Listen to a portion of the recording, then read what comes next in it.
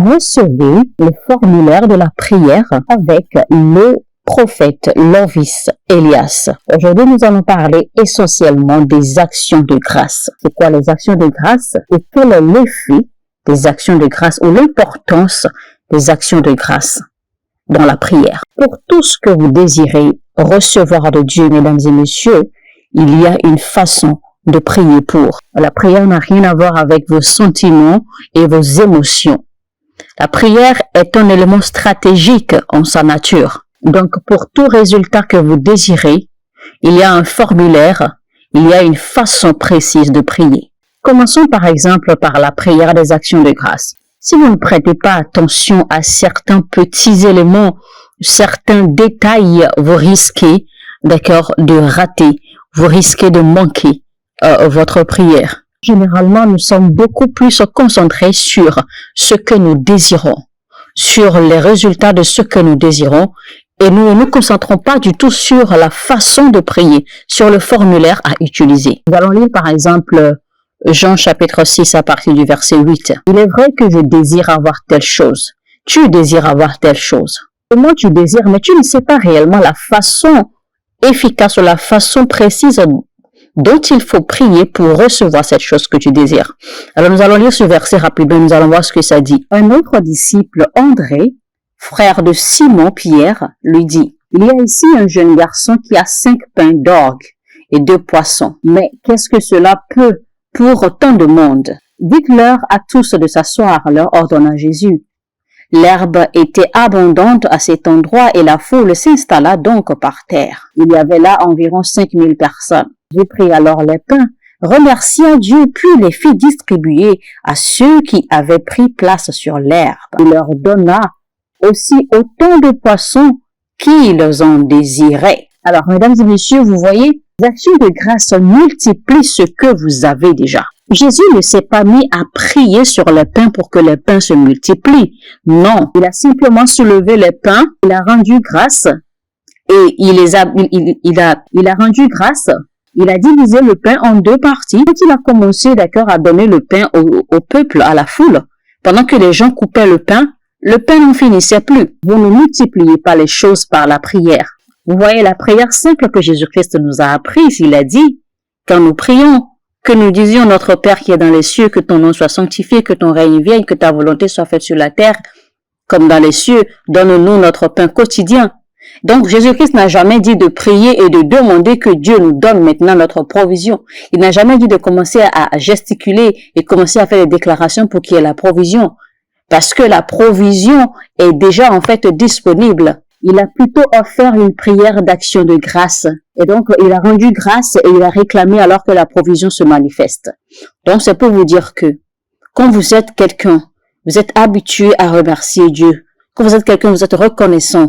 Vous avez le cœur de la gratitude. Quand vous rendez grâce régulièrement et tout le temps à l'Éternel pour ce que vous avez déjà, eh bien, la multiplication sera naturelle.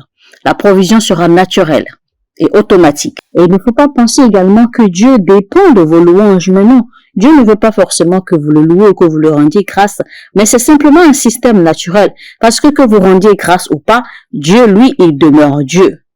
Mais les actions de grâce, en fait, vous profitent à vous beaucoup plus. Parce que les actions de grâce, sincères surtout, multiplient ce que vous possédez déjà. C'est ce que Anne a fait. Anne a rendu grâce à l'Éternel et lui a promis immédiatement, Seigneur, offre-moi ceci et je te le retournerai en retour. Ce que tu me donnes, Seigneur, je te le retourne en retour et je te dis merci pour cela. Et quand elle a rendu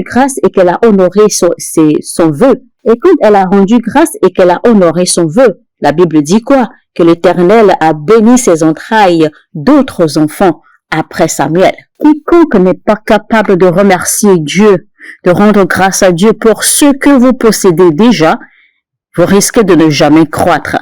Vous risquez de ne jamais grandir. Aussi, prenez note de ce que je m'en vais dire. Rendre grâce à Dieu ou remercier Dieu pour les choses qui n'existent pas encore, je vous dis, c'est une erreur. Dieu multiplie ce que vous possédez déjà. Moïse était avec lui. Il a demandé à Moïse, qu'as-tu entre les mains? La femme qui ne possédait que la farine pour faire le gâteau chez elle, Eh bien, la parole lui a dit clairement, assure-toi que ce que tu possèdes chez toi ne finisse jamais. Il faut aussi prendre note de ceci. Il ne vous donne pas en fait de choses nouvelles, mais il transforme ce que vous possédez déjà et il augmente ou accroît ce que vous possédez déjà. Dieu ne vous donnera pas une nouvelle onction, mais non. Vous allez plutôt grandir et quitter le niveau d'onction où vous êtes maintenant pour aller à un niveau supérieur. Parce que ce que Dieu vous a donné est déjà suffisant. Donc, ce qui se passe, le processus, en fait, c'est que vous grandissez, vous croissez dans ce que Dieu vous a donné. Ce qui touche la main de Jésus se multiplie. C'est pour cela qu'il vous est demandé de vous contenter de ce que vous avez reçu.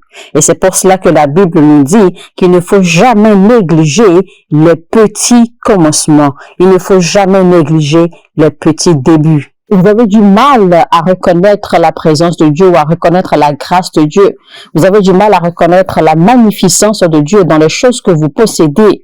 Et donc, vous avez du mal à rendre grâce. C'est pour cela que vous ne voyez pas la multiplication dans votre vie. Et donc, ils nous ont dit, mais Jésus, permets-nous de nous rendre dans les villages à côté pour aller chercher de la nourriture pour nourrir cette foule. Alors, chers amis, chaque fois ou toutefois que vous abandonnez ou que vous laissez derrière ce que Dieu vous a donné, eh bien tout ce que vous recherchez devant, vous allez devoir le faire par vous-même. Rappelez-vous le miracle des poissons que Pierre avait pêché et que leur pirogue ne pouvait plus supporter. Jésus-Christ n'a jamais mis fin en fait à cette multiplication. C'est Pierre qui a fait. Parce qu'en réalité, quand les filets étaient remplis et que la première pirogue s'était remplie, une autre pirogue était venue en secours, était remplie, une autre encore était remplie. Donc, au moment où leur filet commençait à se briser, c'est alors qu'ils ont dit assez, c'est assez. C'est là que la multiplication des poissons s'est arrêtée. Autrement, ça ne se serait jamais arrêté. La présence de Jésus cause la multiplication de ce que vous possédez déjà.